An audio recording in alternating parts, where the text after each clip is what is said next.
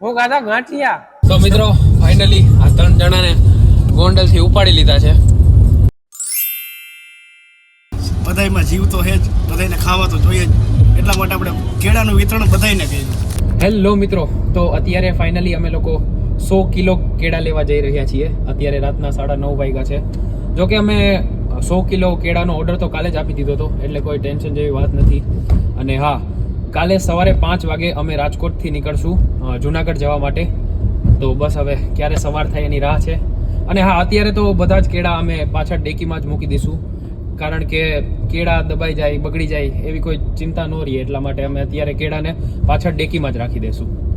તો મિત્રો, જો તમને હું બતાવું કે કેટલા કેળા આમ તો આની અંદર પડ્યા બધાય, અને આ જોવો બધાય હજી આટલા કેરેટ.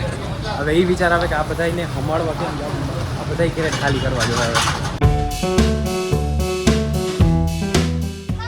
બરાબર થાય ને ગોઠવણી? એકદમ બરાબર, પરફેક્ટ. દબાઈ ન જાય ક્યાંક, ઈ બીક લાગે અત્યારે મને.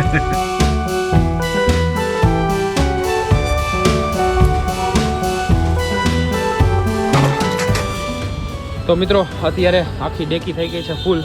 જોઈ લ્યો, તમે જોઈ શકો છો. મને બીક લાગતી હતી કે પૂરેપૂરા કેળા આવશે કે નહીં ડેકીમાં, પણ અત્યારે ડેકી થઈ ગઈ છે ફૂલ ખચાખચ. તો હવે ડેકીને બંધ કરી દઈએ.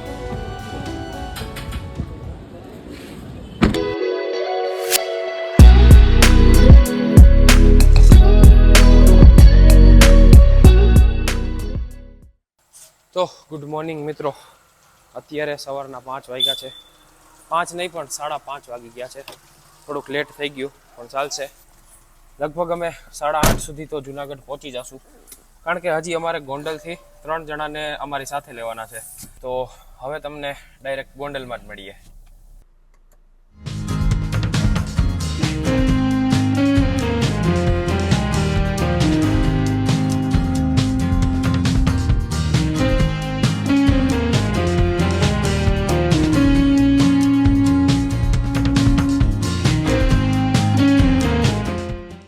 તો મિત્રો, ફાઇનલી આ 3 જણાને ગોંડલથી ઉપાડી લીધા છે. તો મિત્રો, અત્યારે એક જગ્યાએ ઊભા રહ્યા છીએ નાસ્તો કરવા. આ બધા કેટલા હતા ગાંઠિયા ખાય, તો આપણે ખાઈ લઈ ગાંઠિયા થોડાક.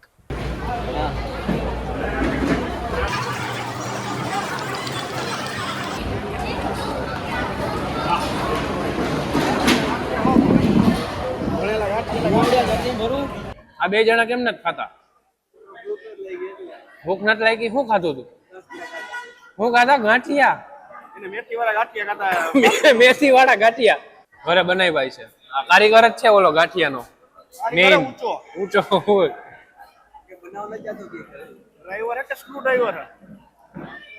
વાંદરી પાનું છે.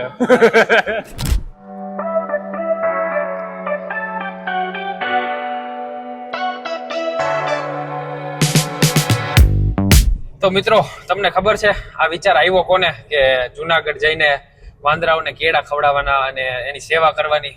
આ વિચાર મને નથી આવ્યો, આ ભાઈ નથી આવ્યો, આ ભાઈ નથી આવ્યો, આ ભાઈને નથી આવ્યો. આ વિચાર આવ્યો હતો મારા પપ્પાને. તો એમને પૂછી કે આ વિચાર એમને કેવી રીતે આવ્યો. તો તમને આ વિચાર કઈ રીતે આવ્યો? વિચારમાં તો ખાલી એટલું જ કહીશ કે જેમ ભજન કરવાનો સમય ન હોય એ ગમે ત્યારે થઈ જાય, એમ સેવા કરવાનો પણ કોઈ વિચાર ના હોય એ ગમે ત્યારે થઈ જાય.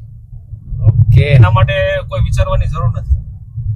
જેમ ભજન કરવા માટે કઈ વિચારવાની જરૂર નથી, જ્યાં મજા આવે ત્યાં બેસી જાય અને ભજન કરવા માંડીએ છે. એમ આના ભક્તિ માટે આ એક ભક્તિનું સ્વરૂપ છે કે આપણને ઈચ્છા થાય કે ભાઈ આ કામ કરવું છે તો કરી નાખવાનું, એમાં કઈ વિચારવાનું ન હોય. વધારે વિચારવાનું નહીં, વધારે વિચારવાનું નથી. સારા કામ કરવામાં કોઈ જાતનો વિચાર કરવો ન પડે. ઓકે, એ કરી નાખવાનું એમ. હા, વિચાર ક્યાં કરવો પડે કે જ્યાં ખરાબ કામ તમારે કરવું હોય તો અહીંયા પાછળનું બેકઅપ નું વિચાર કરવો પડે કે આ કામ કર્યા પછી શું થશે મારું. એના માટે થઈને એને વિચાર કરવો પડશે, બાકી આના માટે કઈ વિચાર કરવાની જરૂર નથી. આ તો આપણે સારું કામ કરવા જ જાય છે. આ તો સેવાનું કામ છે એમ કહી શકીએ.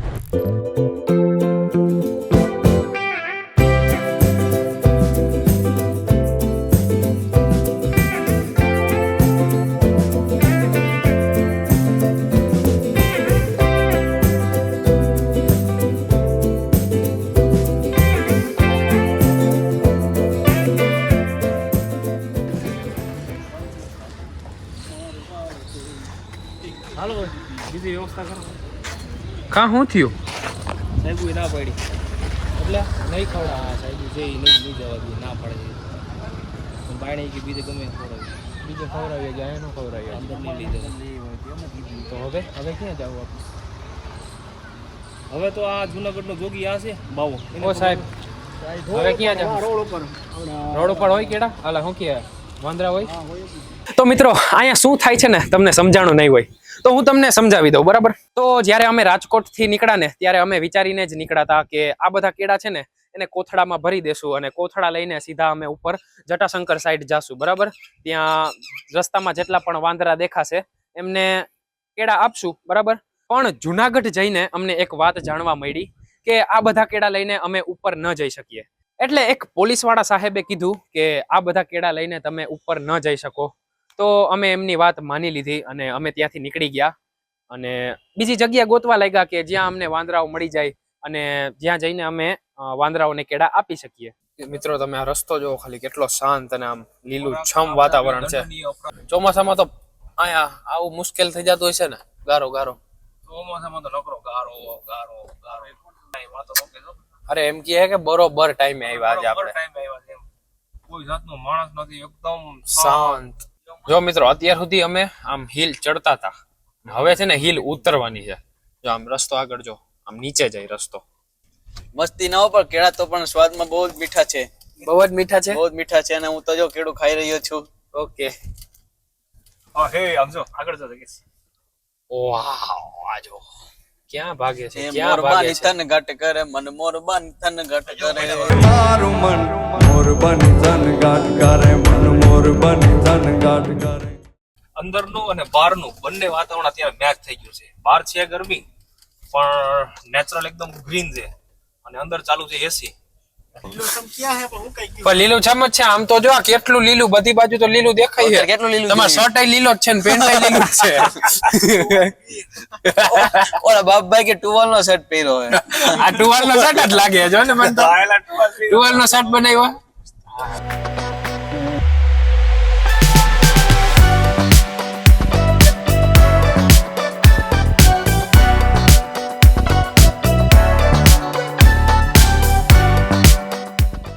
આ બધા જાય છે જો અને ગાડીમાંથી ઉતરીને મને કેવો નજારો દેખાડો ને એ હું તમને હવે દેખાડું. આમ જોઈ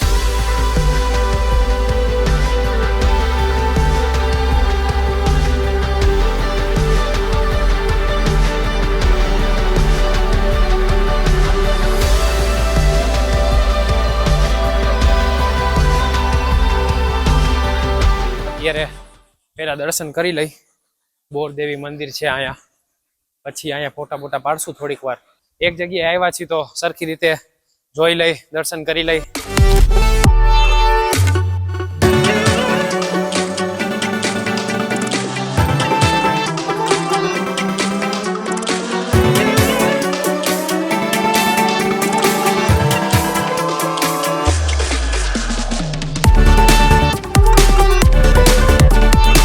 તો તમે શું કહેતા હતા આ જગ્યાના ઇતિહાસ વિશે? તમે કંઈક કહેતા હતા. આ પેલી વાત તો આ જગ્યાનું નામ બોરદેવી નામ છે. બોરદેવી પરિક્રમાનો છેલ્લો પડાવ. છેલ્લો પડાવ એટલે બોરદેવી, પરિક્રમાનો બરાબર. છેલ્લો પડાવ. આના પછી સીધું ભવનાથ આવી ગઈ. ત્યાં 8 પરિક્રમા કિલોમીટર પૂરી થઈ ગઈ. અહીંથી 8 કિલોમીટર બરાબર ને? આનો ઇતિહાસ એ છે કે શ્રી કૃષ્ણના બેન સુભદ્રા અને અર્જુન બરાબર એ બેના લગ્ન કરાવવાના હતા.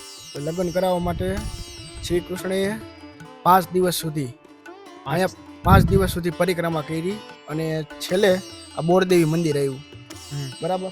આ બોરડી જો આવડી ઓકે. અને આ મંદિર રેડી માતાજીનું મંદિર. માતાજીનું મંદિર આ તો બોરદેવી અહીંયા એ માતાજી. બેના લગ્ન કરાવ્યા બરાબર.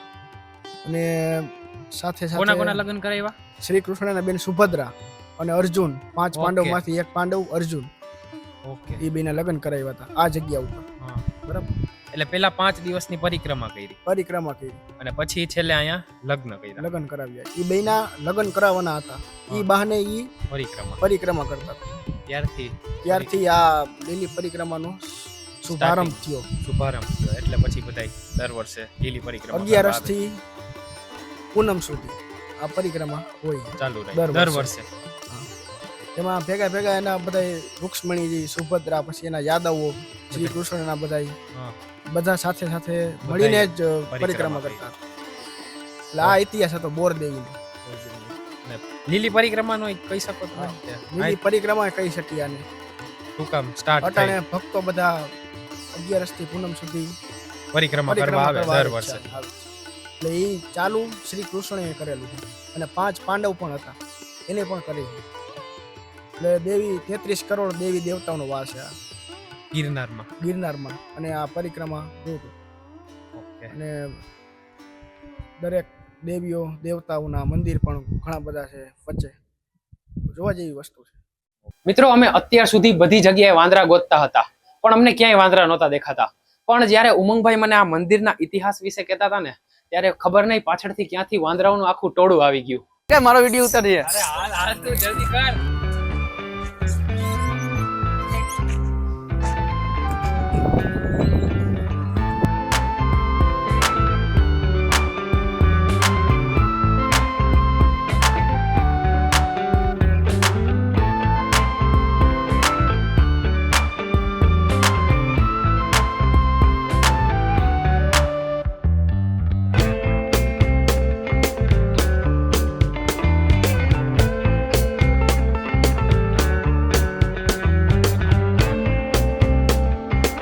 હવે આ બધાને પેટ ભરાઈ ગયું, કેળા ખાઈને બધા હુઈ જાય, બીજું કઈ નહીં.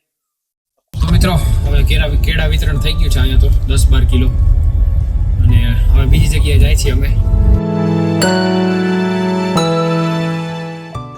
આ જો મિત્રો, હવે છે ને આ કેળા ખાલી વાંદરા માટે નથી, હવે આ બધા જાનવર માટે થઈ ગયા છે. એટલે હવે આ ગાય દેખાણી તો એને આ કેળા ખવડાવી દે. હાલો, જુનાગઢ આવ્યા હતા તો વાંદરાને કેળા ખવડાવવા, પણ અત્યારે તો ગાયને ખવડાવી. જોઈ લ્યો. બોલું નો કેવાય, દાને દાને पे लिखा है खाने वाले का नाम.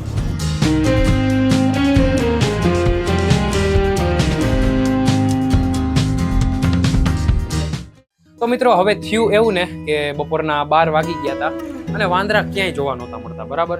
એટલે અમે લોકો એમને રોડ ઉપર આટા મારતા હતા, ત્યારે અમને એક ગાયોનું ટોળું દેખાણું. એટલે અમે લોકોએ એવું વિચાર્યું કે એવું કઈ ફિક્સ તો છે નહીં કે ખાલી વાંદરા જ કેળા ખાય.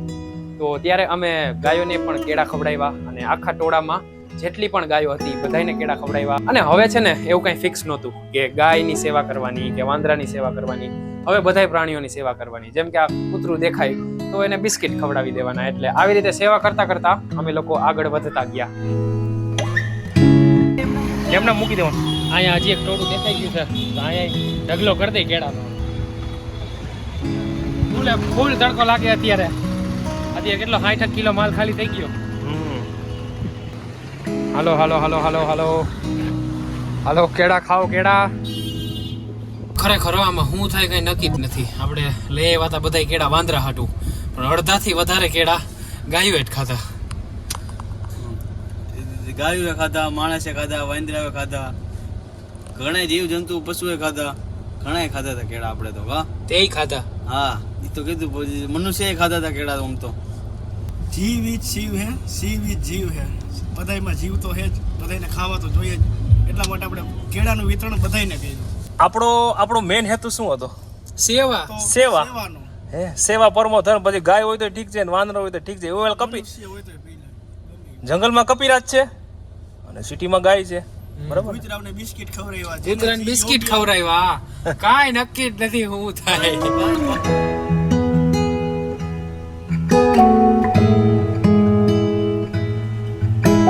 ફાઇનલી સ્ટોક પૂરો થઈ ગયો અમારો, બરાબર ને? પૂરું કે હવે જાજી વૈધા કેડા?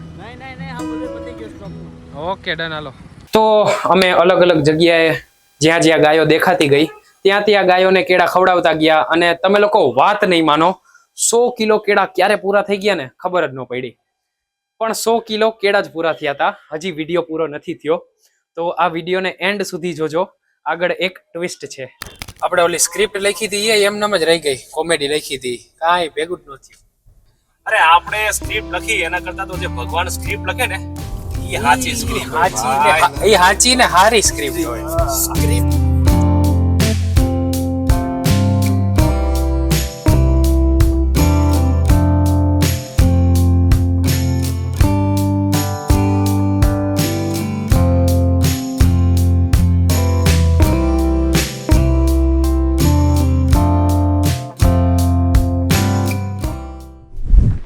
તો મિત્રો અમે લગભગ પોણા 12, 11:30 વાગે તો નીકળી ગયા હતા જુનાગઢથી રાજકોટ જવા માટે.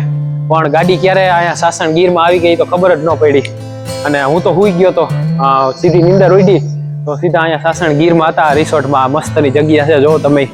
અત્યારે જો બસ જમી કરીને બેઠા છીએ શાંતિથી. આ મસ્તનું વાતાવરણ છે, ચકલીનો અવાજ આવે મસ્તનો, આમ તમે જુઓ સંભળાતો જ નહીં હોય તોય.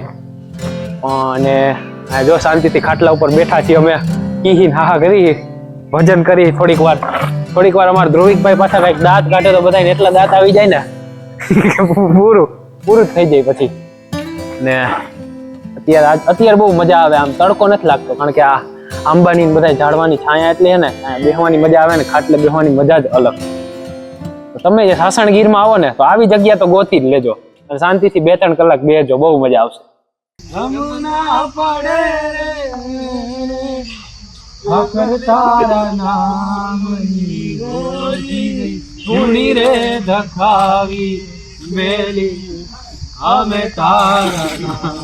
મિત્રો અત્યારે અમે સાસણથી પાછા જઈ રહ્યા છીએ. પણ જ્યારે અમે સાસણથી જમીન નીકળ્યા ને તો થોડાક આગળ ગયા ને તો એક ભાઈ ત્યાં કેરીની પેટી વેચતા હતા. તો અમે ત્યાં ઉભા રહ્યા, એને અમને કેરી બતાવી. કેરી એટલી મસ્તની હતી ને કે આમ જોઈને આમ કેરી ખાવાની ઈચ્છા થઈ જાય. તો ત્યાંથી અમે કેરીની પેટી લીધી અને જો બસ હવે પાછા ઘરે જાય છે.